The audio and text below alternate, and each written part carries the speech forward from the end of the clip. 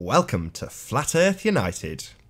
I'm your host, Nathan Oakley, and if you are new to this channel or you have not done so already, be sure to subscribe and hit the bell notification icon to keep up to date with the Flat Earth debate.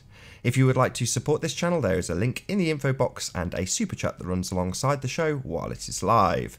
Joining me this evening is Adam Meakin, who is a pharmacist and a co-host on Iron Realm Media. How are you doing, Adam? Good to have you here.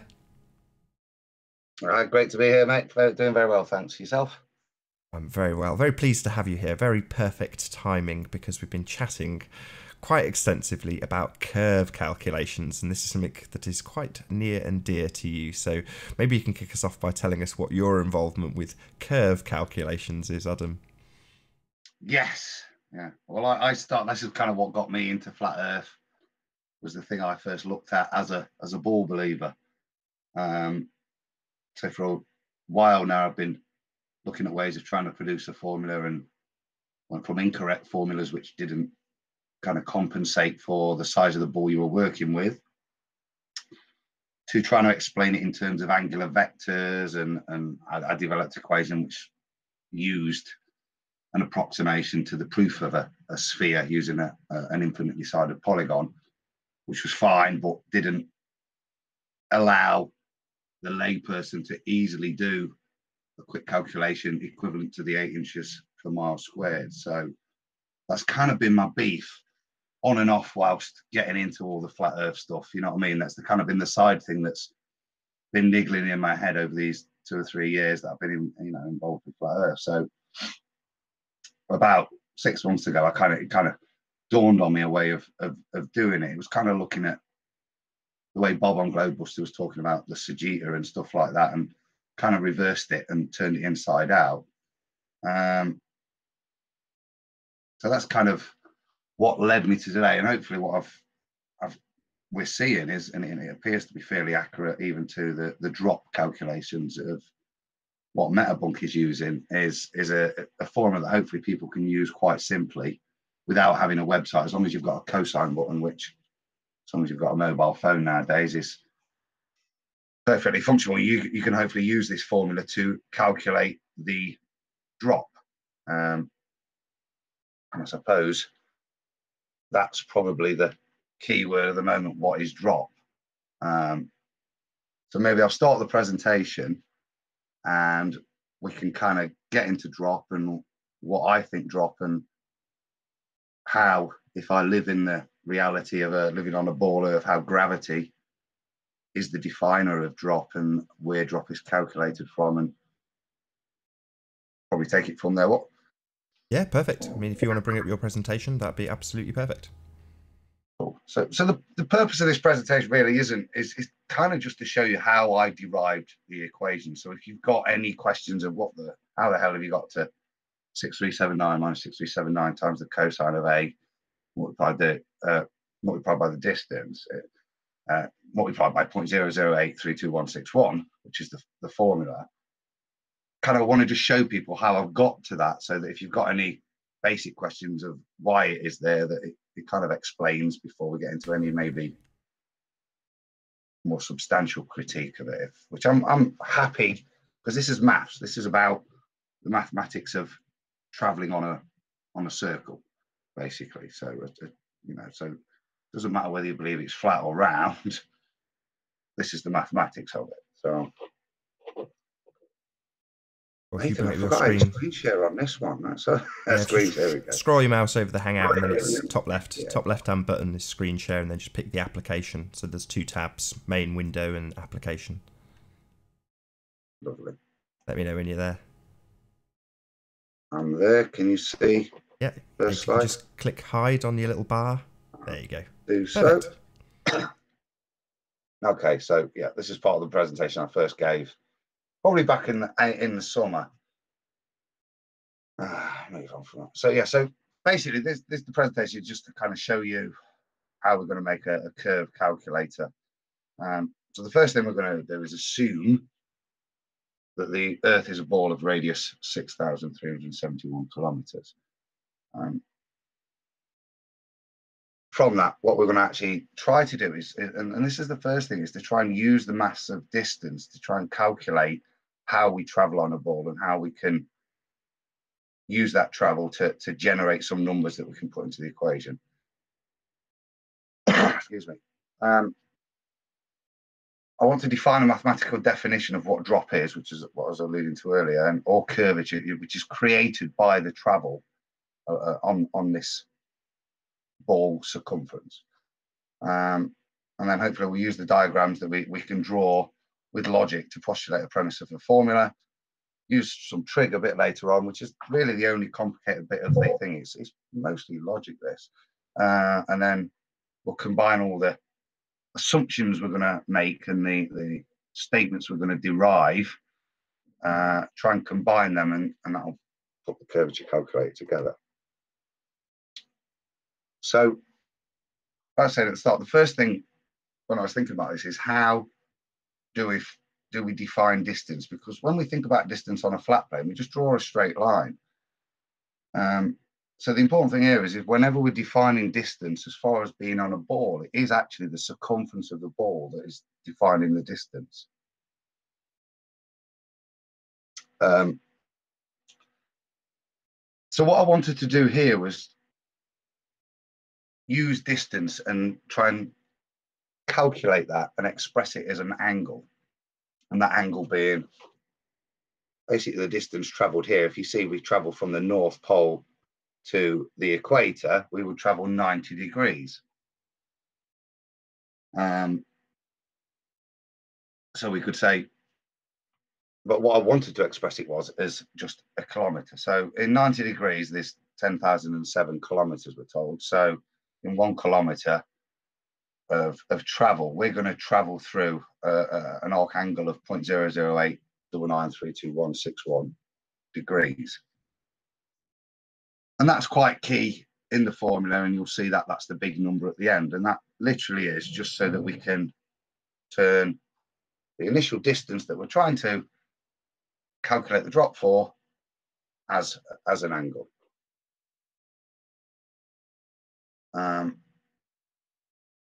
So I'd like to now make a statement or try and make a definition. So we can say that angle A, when we're traveling along a ball, is defined by the distance in kilometers multiplied by 0.00899326161. So we can see if that we traveled 1,000 kilometers, we'll be traveling, it'll be 1,000 times that, which will be close to 9, 8.99. So now we've got a way of expressing the distance traveled in terms of circumference. The next definition we kind of want to create is what drop is. And this was something I pondered on, not necessarily what the drop is, because to me it's quite apparent about how we could calculate that. And that's it. A lot of the stuff is calculated on the outside. What I wanted to do was stay on the inside of the ball and just stick with the ball and not space. So as far as I could see, once we've traveled this distance to here, for me, drop is, well, basically how much lower, if it was me at point 1 and I traveled to point 2, how much lower would my feet be than when I started? So that's kind of the way I wanted to define it. How much lower from a 90-degree eye line angle or spirit level or flat water level are my feet now after traveling that distance? And I think that's where there's probably a bit of debate, isn't there, Nathan, really, in terms of what drop is. But for me, it's actually the physical thing that has occurred. And we're measuring the physical movement across the circumference. Now, that movement we're going to express as a distance of the radius. And that seems to me the most sensible way when we look at the mathematics of trying to describe what the reality is the diagram we draw, that seems the sensible way of defining for me what drop is. So if we see once we've calculated angle A and we know the point of intersection with the circumference, we can draw a tangent straight across from the beginning radius, and that will then bisect the beginning radius, forming two parts, both D1 and D2, we'll call them. Drop 1, drop 2. And from this, we can make another simple statement that D1 and D2 is equal to the radius. We know that. And if we rearrange that equation, we could make a statement that actually to figure out D1, we take the radius and we take away D2.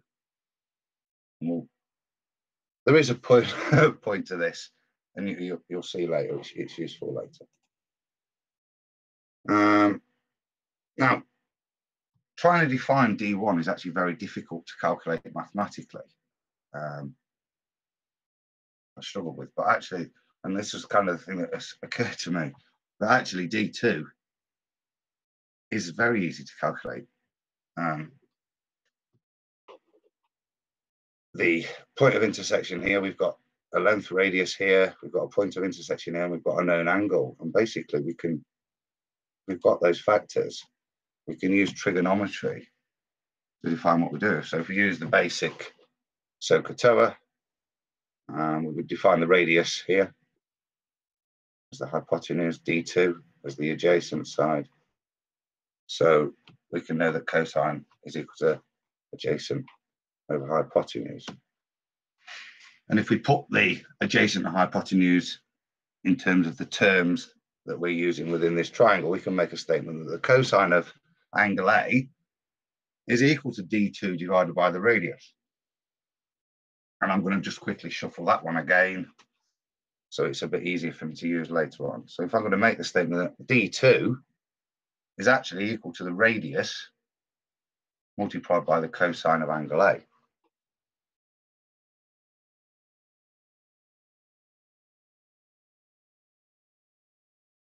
So we're happy with the drop or curvature is D1. Hopefully now we're going to put all those bits of information together that we've defined, these being that D1 is equal to the radius minus D2. We figured out that D2 is equal to the radius multiplied by the cosine of angle A. And most importantly, at the beginning, the input information we want, which is distance, we figured out that angle A is defined by the distance we're trying to investigate, multiplied by a factor of 0.00899326161. So we're going to take those statements and start to just put them together a little bit. So we know that D1 is equal to the radius minus D2, and that's what we're going to work with and try and manipulate a little bit. Now, we also know that D2 is equal to the radius times the cosine of A. So if we just substitute that straight into the equation here and swap this D2 for radius times the cosine of A, we can make the statement at the top now. At the top is actually D1 is equal to the radius minus the radius multiplied by the cosine of A. Now, as far as I'm aware this week, there's no need to change the size of the fictional ball Earth. It's defined as 6371. So for every calculation we're ever going to do with regards to the ball Earth, it's always going to be 6371. So we may as well put that into the equation because that's never going to change. So if we stick that in, we've now got that the drop 1 is equal to 6371 minus 6371 times the cosine of A. So I said at the beginning, we defined angle A as distance times 0.00899326161. If we pop that into the equation, we end up with the final product for the curvature formula for a fictional ball Earth. And the drop, as I would call it, in the curvature from the start point in kilometers can be expressed as 6371 minus 6371 multiplied by the distance being investigated times 0.00899326161. Obviously, a member of Iron Rail Media is Rob, and I set up a set of rules there which I'll probably go into later on, which is just basically how to do it on the calculator. And it's quite a simple procedure. You take the distance, you multiply it by that factor, you press the cosine button, you multiply that by 6371, and then you subtract 6371, and that'll give it you in the drop in kilometers. So if you're using small numbers, multiply it by 1,000, and you've got it in meters, and obviously another 100 if you want it in centimeters. There's one final bit, Nathan, and then I'll be quiet. And this was just for imperial reasons. Now it requires a little bit of extra recalculating of the formula, putting the numbers in from the beginning in an imperial way. And you'll excuse me here, I've stated kilometre, which Mr. Savage kindly pointed out to me, but it does mean mile. So in one mile of travel along the circumference, the angle, because obviously a mile is bigger than a kilometre, is actually 0.0144722.858. And obviously when expressed in miles, the radius is smaller as well. So to have this is the equivalent formula for doing the same calculation in miles, which is 3959 minus 3959 times the cosine of the distance times 0.0144722.858. And I'm finished, mate. Perfect. There was one little element that you didn't have in there that's certainly on the Metabunk calculator, which is the actual observer height. So what would you do in your calculation if you wanted to, say, add 100 feet to the calculation in terms of observer height? Yeah. For me, like I say, this maths was derived with no bias. It was derived to try and put the maths as close to describing the reality as I could. So for me, if I was stood, can you see the mouse? If I was stood at the original observer point and I'm looking at this distance here, then the distance is as defined. If I then manipulate this diagram, and you're saying, well, let's go to, well, let's say we're at the top of this stick and it's 1,000 foot. Now, the only difference I can see in the diagram in terms of how I would want to calculate, I don't need to change anything. As far as I can see, the mathematics is all exactly the same, bar I'm 1,000 foot higher from the beginning. But the curvature in which I'm going to calculate the drop from actually doesn't begin until here. So the height I'm at is irrelevant in terms of the drop traveled on the distance. So if it was me, if I was going to incorporate observer height, I would make the statement of calculate it like it is, because that's being calculated through expression of travel across around the circumference, and then factor in the other variable you're now putting in, which is that actually on top of that drop that you've calculated, you're also 1,000 foot higher. So for me, it would be my formula plus observer height will give you the drop if you're at something higher than sea level or something higher than the base of whatever you're observing. So in essence, you just add it on. Yeah, sorry. I could have put it simply, yeah. Yeah. No, that's fair enough. I mean, it's one of those that in the Metabunk calculation, it's essentially bypassed by virtue of the camera being angled down towards the horizon, you know, in complete contrast to what happens in reality. Well, that's the secondary confusion. That's what I've really enjoyed, particularly with Chris Monk's stuff, validating what we all know. Everybody's basic observe that when you look out to the horizon, you stand with your eyes looking forwards, and whilst over 1, 2, 3 miles, the angular variation is small. I think as you start to go to the tops of mountains and you don't start looking down. I've never looked down. You always look out, and the plains is an even more extreme example, isn't it? You're not looking down ever. You're still looking out. So for me, if I'm then relaying that into some kind of physical maths, then the point is a straight 90 degrees. It's a straight tangent from the radius that goes straight out. So for me, and I think this is another point you pointed out on the Metabung, the only thing I kind of would like to discuss with people is, yep, I would come out to here and add it, but actually maybe we should be starting to think about here, to the point where you would intersect and see something. So that's the top point where you'd see something. I'd kind of drew it to there. You can see that now actually, because of the angle A, instead of it being straight up, and it's no longer again a linear relationship caused by the circle, you can see that the top, we actually, the taller the object, the further it gets away, the bigger angle A gets. So to me, whatever mitigate, there is a point to this, Nathan. The mitigating arguments that the ballers would give to argue with stuff actually end up making the number bigger, in my opinion. So I'm not that fussed. I'm quite happy with that as a measure, because, like I say, as you start to add more stuff in, even like with observer height, actually, from my logical observations, and I'm happy to discuss them, but to me, it makes it worse, and it makes the drop more and more significant as opposed to. Yeah, quite right. It would be the same if you were in flight. You know, as soon as you raise up, the distance travelled would increase if you were on a sphere. Simple as that. However, in reality, that's not what we observe.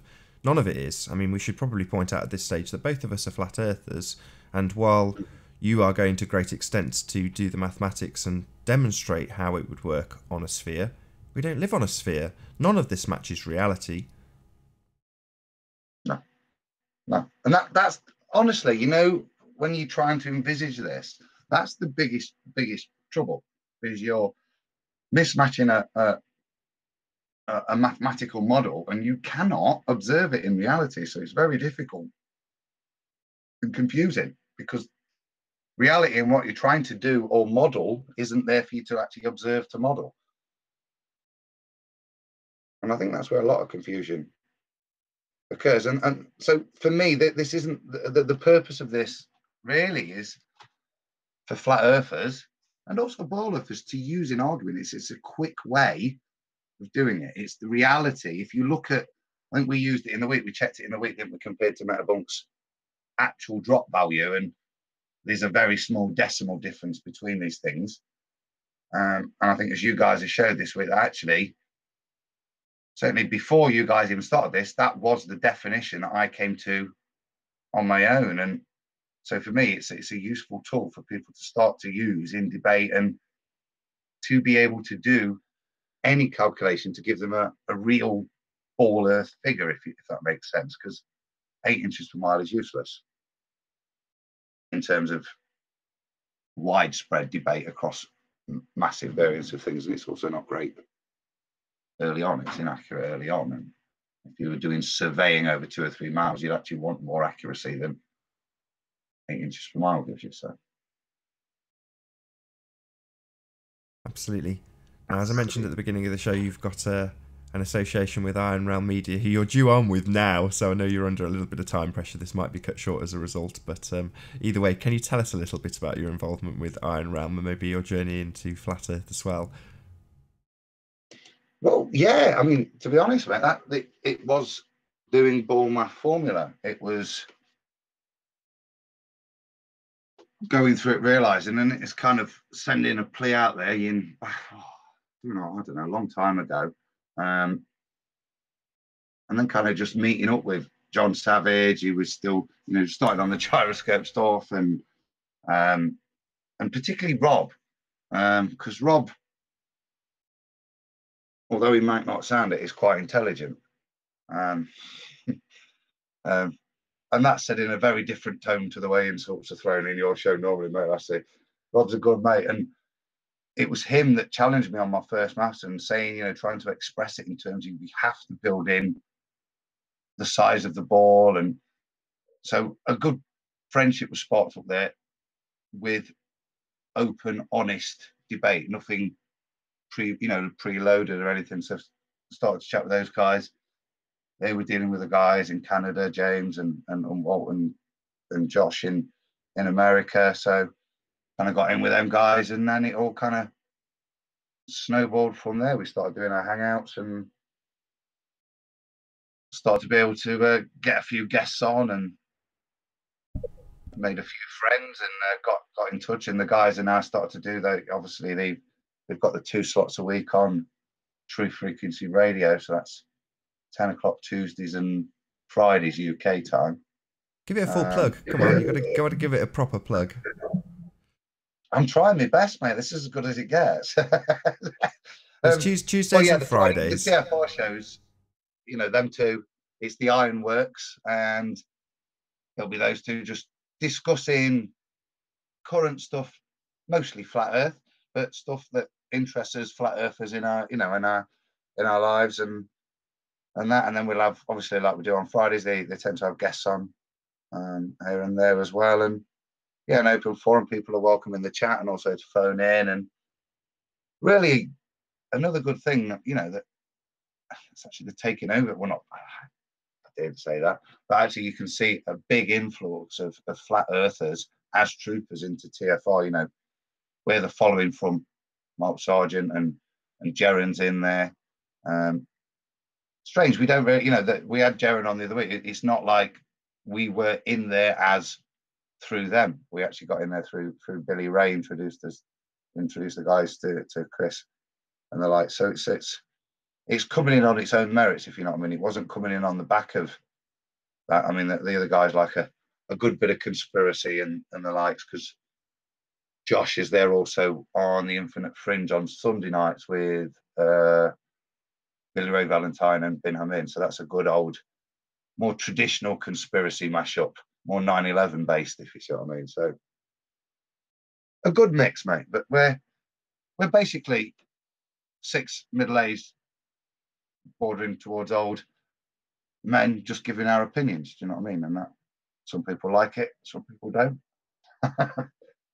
We were lucky enough to be on with you guys on both Iron Realm on YouTube and TFR, and it was a lovely experience. We had all 4 of us from QED did both shows, and certainly while you had Jaren on the Iron Realm show, we were sort of sat on Skype chatting away in preparation for the show, and then we got to obviously come on and chat with you guys and Jaren, and it was lovely. It was a really nice experience. Same goes for the TFR interview. It was a new experience for me, but maybe you can tell the audience a little bit about what TFR actually is, because there may be people out there that are totally unfamiliar with what True Frequency Radio actually is. It's exactly, well, as far as I'm aware, it's a radio station, and it's quite well syndicated across other smaller and regional channels as well. So it gets quite a decent audience. So, for example, I think the Ironworks show's got sort of 3,500 listeners live, which is from our YouTube figures of great figures of 30 on a live show, up to stuff like with you guys. I mean, they were record-breaking figures, mate, when we had you guys on, over the hundreds and stuff like that. So the good thing for us is we're getting that flat Earth message out there to a much bigger and more varied audience. We're not necessarily speaking to a already converted or already antagonistic audience, if you know what I mean.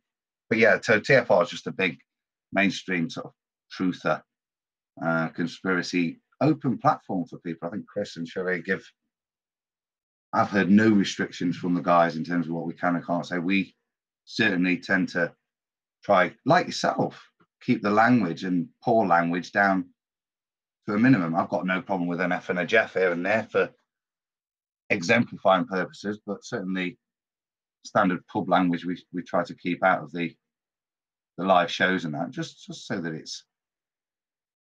I'm proud of what I do, and I'm happy for my children to listen to what I say and do. Do you know what I mean? I would like them to listen to it, because listening to your stuff is hard. Would be to get them to listen to your kids' stuff. You'd have to bleep out every time a baller came in, and I think that's a shame, because I don't tell my kids what to think. I want them to think for themselves, but I do want them to listen to both sides. And it's a shame that actually the quality of debate in your guys' show was was spoilt by the childishness and the inability to think critically and debate. The lack of debating skills, unfortunately, on the ball, as wasn't there, which is why it reverted to that. And I think it's a real shame, because a family show for us is not, it's not about being prime time, but it's about being civil and giving validity to what you're saying, rather than trying to necessarily just dominate the air to an end. You know what I mean? That was certainly what I got the impression on both the TFR and Iron Realm shows, was that you weren't fighting for airtime. You know, everyone was very courteous. You got all the questions in. Everyone got an opportunity to speak. It was just nice. Whereas you are definitely fighting for airtime on the debates. You know, there's no pause for thought. If you try and take a breath, someone will take the next sentence away from you. So it's a very different feeling when you're doing those sorts of shows. Can you tell us a little bit about some of the guests you've had on? Oh yeah. Well, obviously obviously last week we had Santos, which started out quite well, and then I'm not sure, something happened that upset Santos, and he left the show. That was last week. But obviously, as we said before, we had, when you guys were on, our biggest live audience ever, and Jaren as well. It was quite a main line for the Flat Earth community. So we a couple of weeks before, we'd had Jaren on again. I think over the past year or so, we've had ODD, Mark Sargent. So probably name a few. I'd say yes or no, but so lots of flat earthers, but also, you know, like I said, we do look at other stuff. So Walt doesn't interest me, but Walt and the guys had guys on that are looking into cryptocurrencies and things like that. The one that really interested me, Nathan, was a Canadian comedian called Alan Park. And he was diagnosed with stage 4 prostate cancer, spread to his bones everywhere, and, you know, was basically told go home and die by the medical profession. And we had him on and talked to him about his treatments with cannabis oil, and how it's led him to, you know, recovery and to be cancer free as far as he can tell. An amazing story. And yeah, quite privileged, mate. You know, just this kind of coming together as an individual. Without Flat Earth, I'd have never got on this journey and met amazing people, you know, particularly amazing people like that. So met Billy Ray Valentine, talked to the wrestler Bin Harmin, gave him a ring call. It's good fun, mate. I think it's a good community out there. There's a bit of sadness sometimes, but it's a good community out there. Yeah, I think I totally agree. On the whole, the people in the Flat Earth community tend to be critical thinkers and a bit more open-minded on the whole. You do get some people that are conspiratorial, shall we say, to be kind to them. But, you know, that adds a bit of spice to your life. You know, it makes your life a bit more varied in terms of things that you can look at and maybe critically think about, rather than just seeing the general mainstream dross that comes through on a television set. I mean, I don't watch television anymore, and this is something that is a direct consequence of Flat Earth. I mean, there's been periods in my life when I've not watched TV, but, you know, as a very conscious decision, I've got rid of it. And life is better without it. That's the bottom line. I might not be Mr. Current Events anymore, but, you know, you don't necessarily need to be when you figure out that most of it's nonsense to begin with.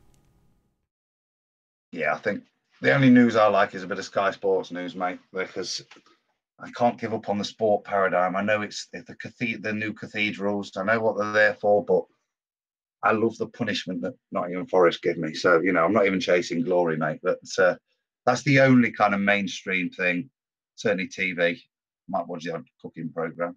But yeah, I've kind of disconnected from that kind of. And that was before Flat Earth, mate. I think there's a lot of us that were waking up well before. Say, I was told I was on a kind of common law protest with some guys, and, you know, looking at me, calling me the gig that I am, which, you know, I'm happy to be, and said, I've got one. You know, it was a guy called Kai Holloway, who's a top bloke, and it was him one night, just kind of thought he'd mess with my head and challenge me, and, you know, just said, look into Flat Earth. And like I said, I went away like it's most smug, well-trained and well-educated folk, you know, at degree level. And like I say, teach I teach GPs, I teach postgraduate, and I say development of future graduates as well. So very well cocksure, and it is. And this is why I struggle sometimes, mate. You know, when I look at these intelligent guys on your things, that I went into it with intellectual honesty. And what you've managed to demonstrate over these ridiculous number of episodes is that actually they're very, very intelligent guys with great, but actually they struggle because you can see that they're having to not be intellectually honest. And the one that struggled the most was Rumpus, wasn't it? Because he is intellectually honest. He did seem to be he struggled to lie about facts. The others seem to be quite happy to pervert stuff. And I know that's a generalization, and I'm not doing a thesis on the analysis of Nathan Oakley's chats. Do you know what I mean? But as a generalization, I think that was it's another sad indictment you've revealed about, for me, the scientific approach from the two sides. That there is a scientific approach one side, and God knows what you describe the other. Religious fanaticism. Yeah, I'd definitely call it religion. I mean, someone like the Rumpus, I know we discussed this again on Iron Realm, but your first question to me was, do you think eventually he'll come around? And it's like, well, no. He's looking for the answers. I mean, I think probably right at the second he's doing a, quote, 45-minute presentation on refraction. So, you know, he wants to come to the point where he can square that circle in his own mind. And when he does, he's happy. That's him satisfied. So he's not going to, you know, if there is a heliocentric smear of bullshit to be found, he'll find it. He'll smear it on his sandwich and gobble it down. And then that's him totally satisfied. So, yeah, I don't think people like the Rumpus are ever going to be converted. You know, they'll probably hang around things like the debates, and if they're in terms of things like the curve calculator, that is the heliocentric smear of bullshit. You know, the adaptation that's been changed in terms of the graphical representation of that curve calculator is what a lot of people will just go to by default when they come into this subject. They'll go to the Metabunk website, see how flat Earth is debunked, look at that diagram, and draw the conclusion that all is dandy, all is well. And that's another great example of the intellectual dishonesty. We'd planned this chat for a couple of weeks now, haven't we?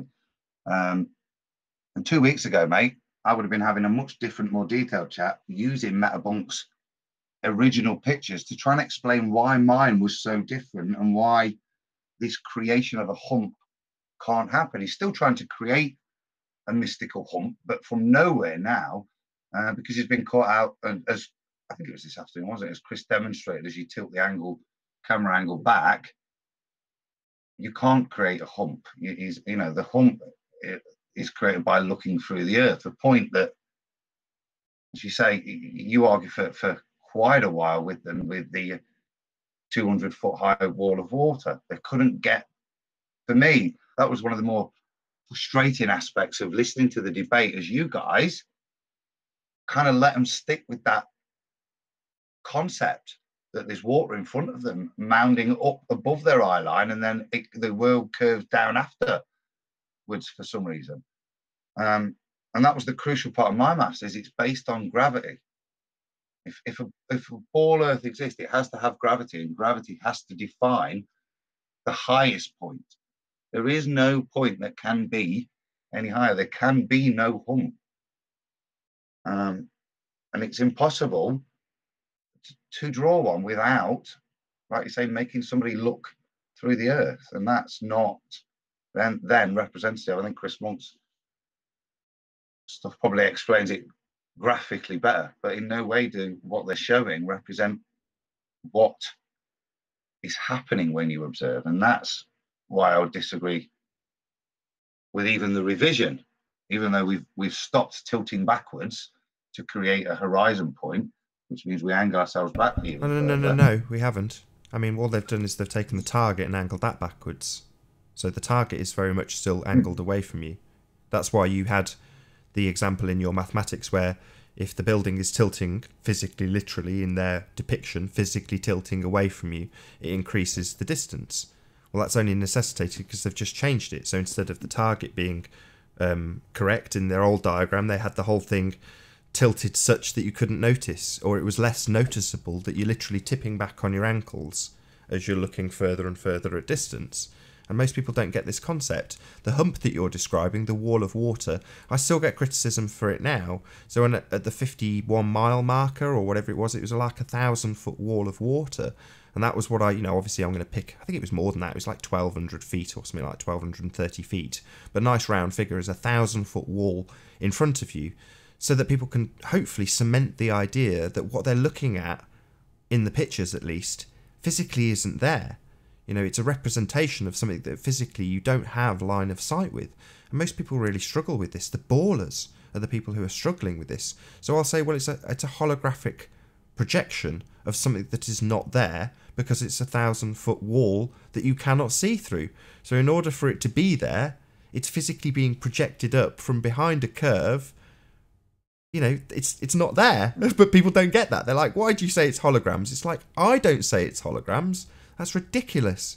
I don't think this is true at all. I don't think we see holograms of stuff from beyond curves. That's preposterous. But that is what you must accept if you want to believe you live on a ball. But getting this through to people when they just look at a picture of like a lighthouse that's just there, they go, well, what's the problem? There's a lighthouse, I see it. And you go, yeah, but you shouldn't. It's not really there. But they don't get it. So it's a tricky one to have such a good an image as the Isle of Man when you've got all this stuff right down to the shoreline. But for some people, there is such a big cognitive break that they can't get that it's not there. They don't understand. For me, it's just funny now. It's it's got beyond the point of I just call them fantasists. And they're like, well, how do you get away with calling people fantasists when you're pointing out an eye-level horizon? You're like, well, because you must be. I'm just looking at a picture of something. Just say what you see. Whereas you have to have this huge, farcical bullshit sandwich that you've gobbled down and then regurgitated in order just to look at this picture. The ball Earth makes no sense. It's not the world we live in. No, I agree. I think I'll obviously be listening. I'll listen probably to the Rumpus's explanation tomorrow to see if. And this is the trouble, you see. In a real world, we know he's going to go away and frantically try and number crunch to try and get somewhere near it. But it's kind of a moot point, because natural science should be pretty obvious. It's pretty obvious, as you say. I see it because it's in front of me. It's not arched down. It is in front of me. And in all of the debates, there really hasn't been any solid scientific evidence to mitigate for the refraction that they're talking about. And certainly you might get away with it over a particular light beam, but to suppose that from the sea to the sky you can project an image in perfect proportion and clarity, and that also, what you also think is, well, that's not a slideshow you're doing, because you've demonstrated over the shows this lighthouse is here and this bit's here and this bit's actually another 1.5 miles inland, but it's higher up, so it's level with this. Actually, that the complexities of the image that is being refracted is coming from multiple distances. For it to hold that image together just seems preposterous beyond belief. I could quite happily, given the possibilities of the mathematics working, let's say for a single light beam, believe it. But to resolve a full image, which is what you're seeing in the video, to me is just, it's mathematical nonsense. It's theoretical physics. It's not real physics. Yeah, that's pretty much what I said in terms of, I'm not a mathematician, but the way it seems in my mind, in order to define what you've just described, i.e. things getting projected from further and further beyond your line of sight, up higher and higher to meet the horizon in perfect proportion. It's just ridiculous. You can't accept it. To describe it mathematically would be a huge undertaking. You then throw into the mix Ireland on the left-hand side. The right-hand side is still very contentious because it's shrouded in your usual flat earth grey area that is refraction. On the right-hand side of the image, there's a band of refraction that's covering and masking certain things in the picture. The left-hand side, because refraction is varied, we do have weather that's different in different places. You've got this whole, lucky for us, left side of the island, which is considerably further away, that's crystal clear, pretty much.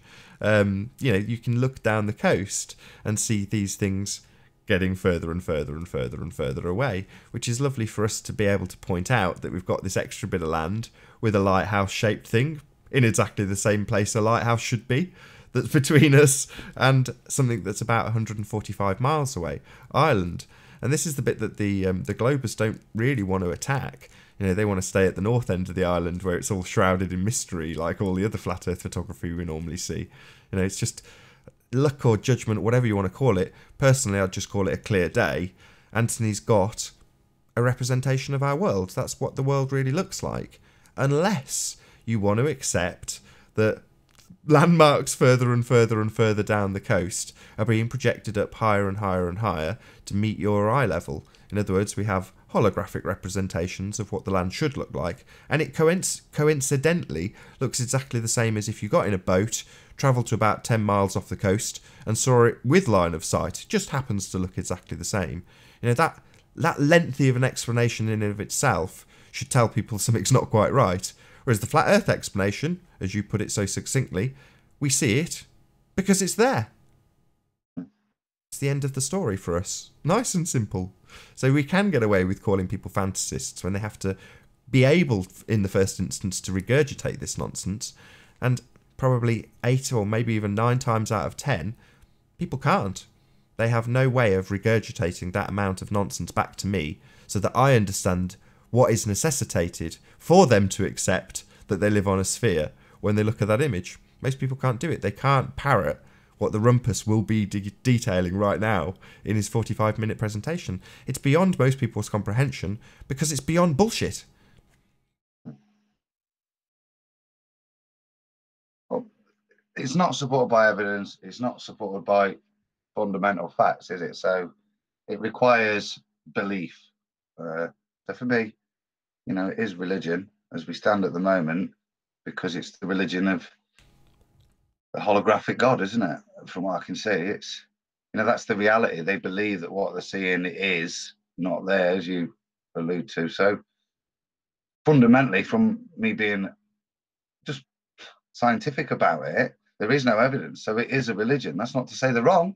A religion could be right, but by definition for me, what they're postulating and stating as true is a religious belief, not a scientific belief.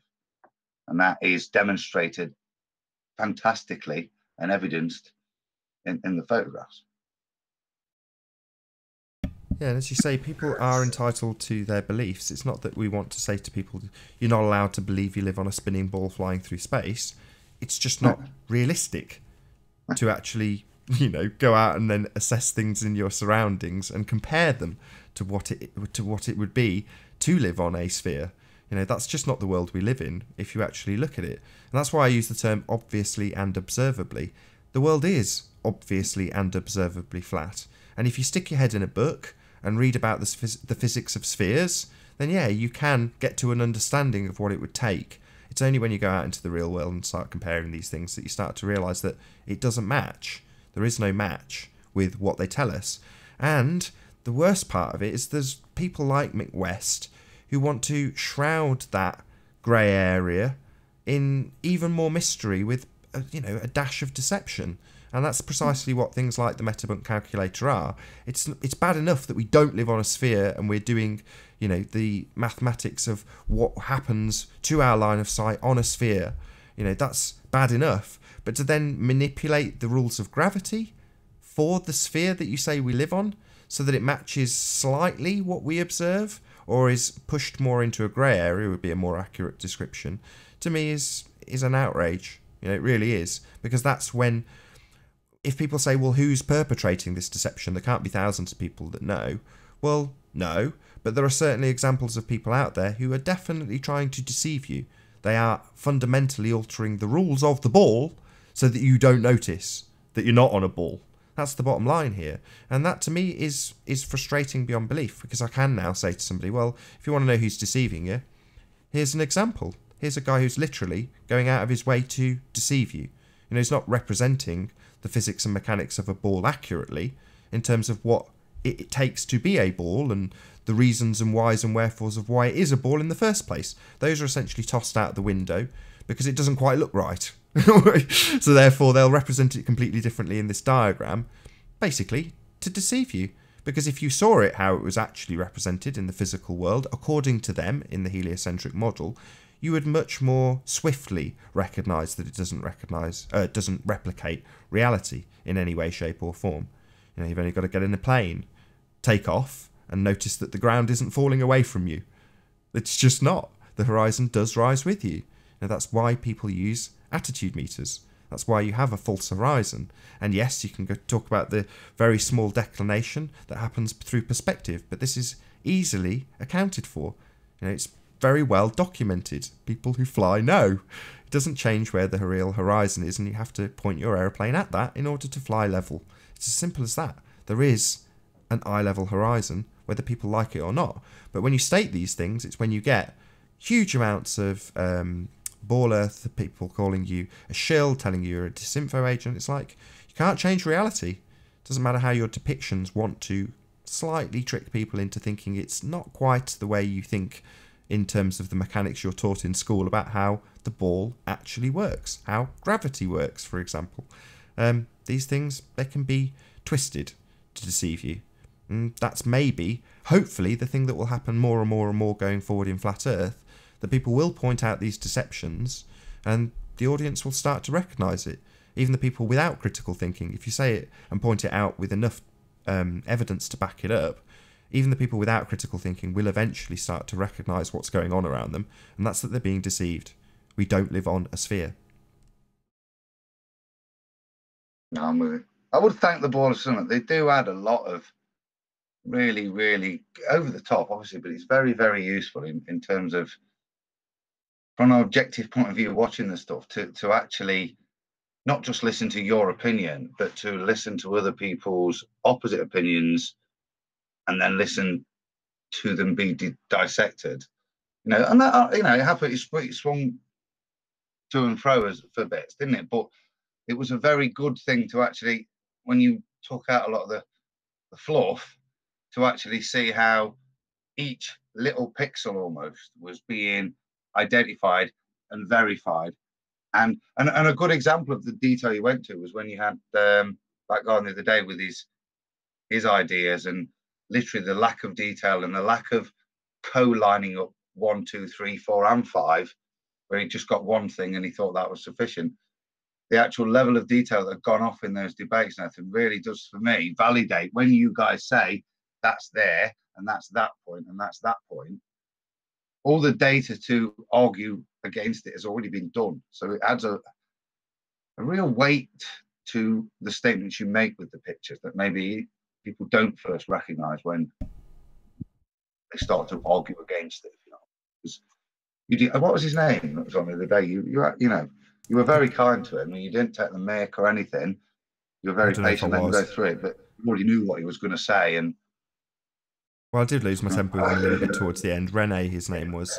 But Rene, yeah, I mean, in essence, what he had done is he'd picked Morgul Lighthouse, which everyone's in agreement over, but then triangulated his position with a ridge on the right-hand side of the image, part of the image that I said is shrouded with, or riddled with dirty air, whatever you want to call it. There's loads of different terminologies, but basically there's stuff missing from the picture that should be there and is not on the right hand side, and he's triangulating with something that's highly contentious. So something that 50% of the people I speak to say is Ireland, 50% of the people say is the Isle of Man.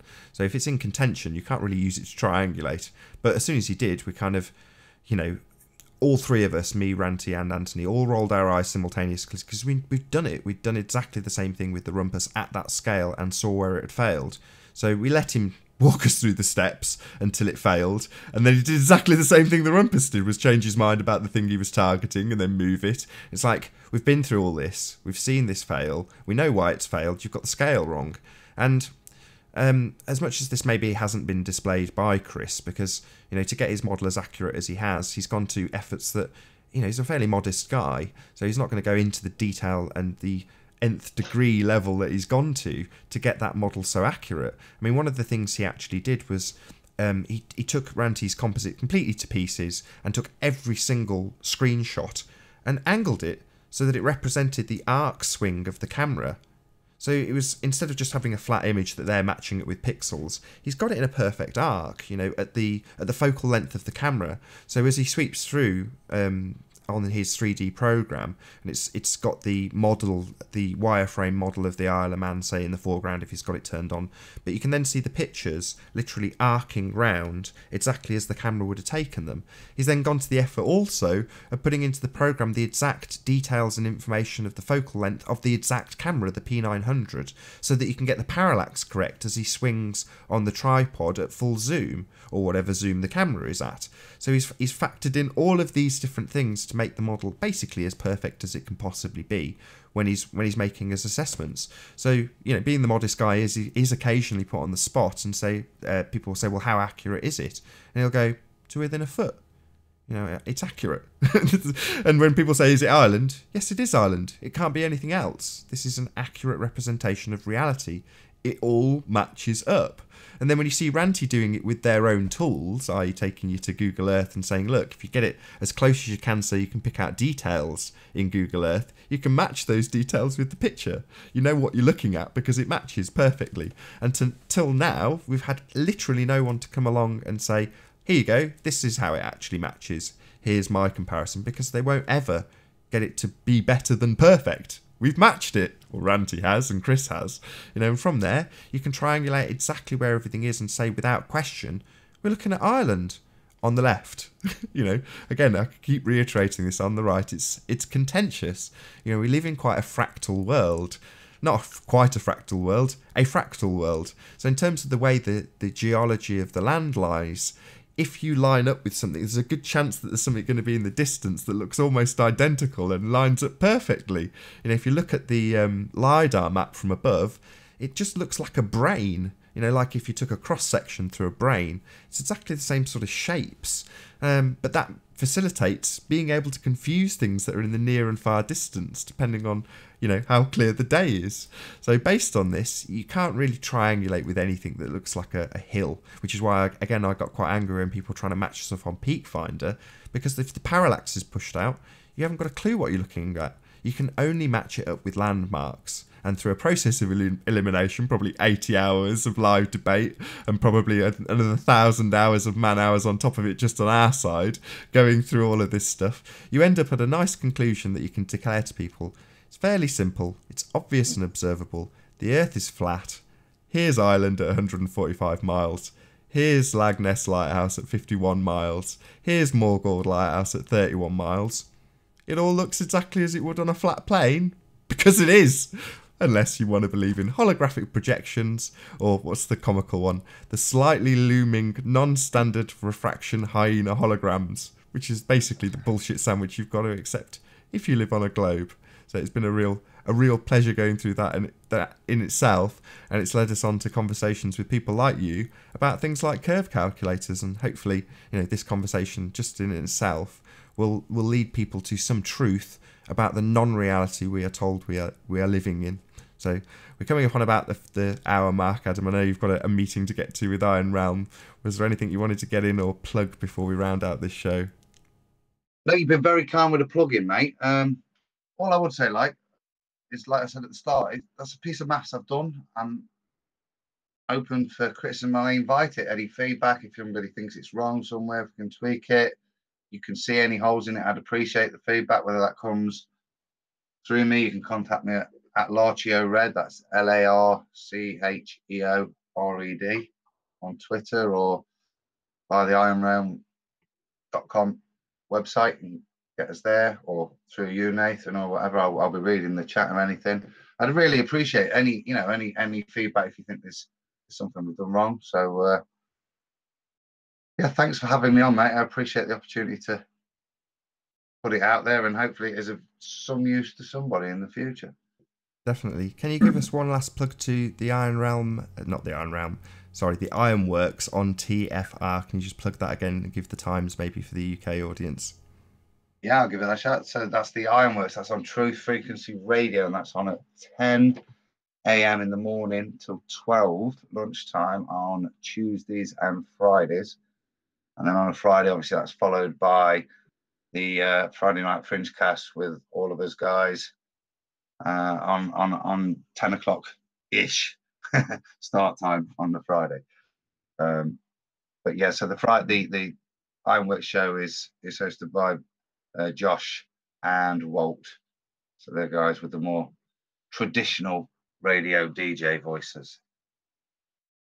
I'm not sure which one it is, but I can see either Josh or Walt currently in the chat under the Iron Realm Media avatar. So if you are currently in the live chat, be sure to click on Iron Realm Media's logo and subscribe to their channel for some excellent content. And indeed, while you're there, Nathan, as well. One last big shout out. We're less than 30 away from the 1,000 now. We've got the hours. So if there is anybody out there that would be kind enough to subscribe to take us over that 1,000, be most appreciated. Yeah, definitely. There's no reason why it shouldn't be. There's at least 100 people watching, 105 by my current reckoning. So be sure to click that Iron Realm logo and subscribe now. Hopefully you can get Iron Realm Media over 1,000 subscribers before the end of the day. And with that, I'm going to say a massive, massive thank you to you, first and foremost, Adam. Thank you very much for being here. It's been a real pleasure. Cheers, pal. Thanks for having me. And of course, a massive, enormous, huge thank you to all of the live audience for tuning in. Be sure to like, comment, share and subscribe. I've been Nathan Oakley and I will see you all in the next video.